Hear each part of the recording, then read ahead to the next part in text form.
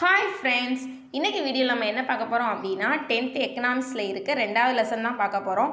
Already first lesson video போட்டிருக்கேன். பார்க்காதவங்க இதுக்கு முன்னாடி இருக்க வீடியோ பார்த்துட்டு இதை கண்டினியூ பண்ணுங்கள். வீடியோக்குள்ளே போகிறதுக்கு முன்னாடி this video sponsor by Mode E shopping. By Mode E shopping link கீழே டிஸ்கிரிப்ஷனில் கொடுத்துருக்கேன். உங்களுக்கு தேவைன்னா டவுன்லோட் பண்ணி செக் பண்ணி பாருங்கள்.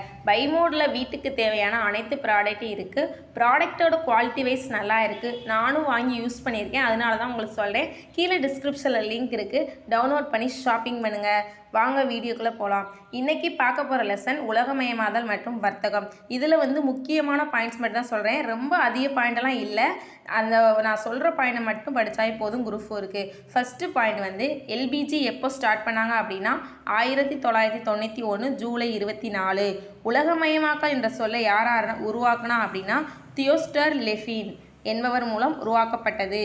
அடுத்த கொஸ்டின் பிரிட்டிஷ் கிழக்கிந்திய நிறுவனம் 1600 தனியார் வணிக நிறுவனம் கொண்டு உருவாக்கப்பட்ட முதல் பன்னாட்டு நிறுவனம் என்று அழைக்கப்படுகிறது. அடுத்த பாயிண்ட் தென்னிந்தியாவின் வர்த்தகம் சோழர்கள் கால ஆதிக்கத்திலிருந்து பின் பல்லவர் ஆதிக்கத்துக்கு மாறியது. அந்த பாயிண்ட் நோட் பண்ணி வச்சுக்கோங்க.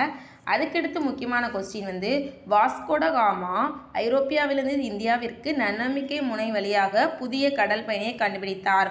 அவர் எப்போ வந்தார் அப்படின்னா மே 17, 1498 வந்தார். ஓகேவா. அதுக்கடுத்து 1502 வாஸ்கோட காமாவின் இரண்டாவது பயணத்தினால் இந்தியாவில் காலிக்கட், கொச்சின், கண்ணனூர் ஆகிய இடங்களில் வர்த்தக நிறுவனங்கள் நிறுவுவதற்கு வழிவகுத்தது. இந்தியாவில் போர்ச்சுகீசியின் தலைநகரமாக கொச்சி மாறியது. அந்த பாயிண்ட் அண்டர்லைன் பண்ணிக்கோங்க. அடுத்து கீழே பாருங்கள். இந்தியாவின் டச்சுக்கரையின் தலையிடமாக புலிக்காட்டு இருந்தது. 1659 போர்ச்சுகீசியரிடமிருந்து தஞ்சாவூர் கடற்கரையிலிருந்து நாகப்பட்டினத்தை கைப்பற்றியது. அடுத்து டிசம்பர் 31, 1600 என்று கிழக்கிந்திய கம்பெனி நிறுவனத்தின் துவக்கத்திற்கு எலிசபெத் ராணி பட்டயம் வழங்கப்பட்டது. 1626 புலிகாட் அருகில் நிறுவினார். கோல்கொண்டா சுல்தான் ஆங்கிலேயருக்கு கோல்கொண்டா பயர்மேன் என்ற பட்டத்தை வழங்கி 32 அவர்களின் தங்கள் ராஜ்ய துறைமுகத்துக்கு இலவசமாக வர்த்தகங்கள் செய்ய அனுமதி வழங்கினர். அந்த பாயிண்ட் ரொம்ப முக்கியம். அதுக்கடுத்து டேனியர்கள் 1616 ஆண்டு இந்தியாவிற்கு வருகை புரிந்தவர் யார் அப்படின்னா டேனியர்கள். அதை மட்டும் நோட் பண்ணிக்கோங்க, வேறு முக்கியம் இல்லை. அடுத்து பிரெஞ்சுக்காரர்கள் 1668 கோல்கொண்டாவின் சுல்தான் அனுமதி பெற்று முதல் பிரெஞ்சு தொழிற்சாலையை நிறுவினர். 1693 டச்சுக்காரர்கள் பாண்டிச்சேரியை கைப்பற்றி மீண்டும் பிரெஞ்சுக்காரரிடம் ஒப்படைத்தனர். அடுத்து தமிழ்நாட்டில் எங்கே சிறப்பு பொருளாதார மண்டலம் இருக்குது, தென்னிந்தியாவில் எங்கே இருக்குதுன்னு கொடுத்துருக்காங்க. அதை நோட் பண்ணிக்கோங்க. கீழே பாருங்கள், டங்கல் வரைவு குழு எந்த வருஷம், இது ஆல்ரெடி குரூப் 4ல் கேட்டிருக்காங்க. 1994. அதை மட்டும் நோட் பண்ணி வச்சுக்கோங்க. அதுக்கடுத்து அந்நிய செலவாணின்னு கொடுத்துருக்காங்களா, இதிலேருந்து ரொம்ப அதிகமான கொஸ்டின் வர்றது இந்த பாக்ஸ்லேருந்து தான் வந்திருக்கு.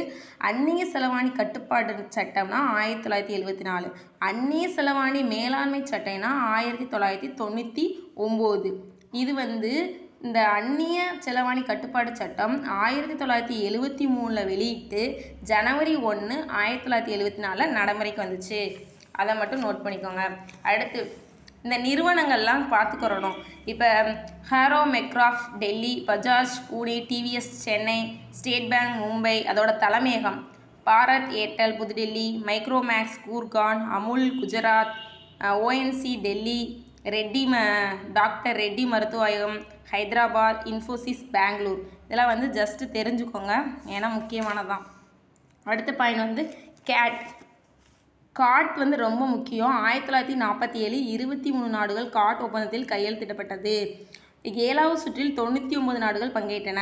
1986 ஆண்டு 8வது சுற்றில் உருகுவே சுற்று, அது முக்கியமான பாயிண்ட், 117 நாடுகள் உருவாக்கின. இதோட இயக்குனர் யாருன்னா சர் ஆதர் டங்கல். ஓகேவா. அதுக்கடுத்து ஏப்ரல் 15, 1994 அன்று இறுதியாக சட்டம் கையெழுத்திடப்பட்டது. ஃபஸ்ட்டு காட் சுற்றெல்லாம் எங்கே நடந்துச்சு அப்படின்னா first Switzerland, second France, third England, 4th, 5th, 6th Switzerland, 7th Japan, 8th தான் உருகுவே சுற்று, அது முக்கியம் நோட் பண்ணிக்கோங்க. அடுத்து உலக வர்த்தக அமைப்பு 164 நாடு இருக்குது. இது எப்போ ஸ்டார்ட் பண்ணாங்க அப்படின்னா ஜனவரி 1, 1995. இது முக்கியமானது எப்போ ஸ்டார்ட் பண்ணாங்க, எத்தனை நாடு இருக்குது அதை மட்டும் தெரிஞ்சுக்கோங்க. அடுத்து லாஸ்ட் கொஸ்டின் வந்து G7 நாடுகள். G7 நாடுகள் வந்து ஆட நோட்டில் கேட்கலாம். எந்த நாடு ஏதாச்சும் ஒரு 3 நாடை கொடுத்துட்டு இன்னொரு நாடு வித்தியாசமாக கேட்கலாம். அதை பார்த்துக்கோங்க. Canada, France, Germany, Italy, Japan, ஐக்கிய நாடு, ஐக்கிய அரசு. அவ்வளோதான் ஃப்ரெண்ட்ஸ், இதோட இந்த லெசன் முடிஞ்சு. உங்களுக்கு என்னோடய வீடியோ பிடிச்சினா லைக் பண்ணுங்கள், ஷேர் பண்ணுங்கள், கமெண்ட் பண்ணுங்கள்.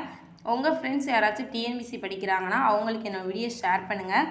அடுத்த வீடியோவில் வந்து 9th இருக்க எக்கனாமிக்ஸ் போடுறேன். ஓகே, பாய்.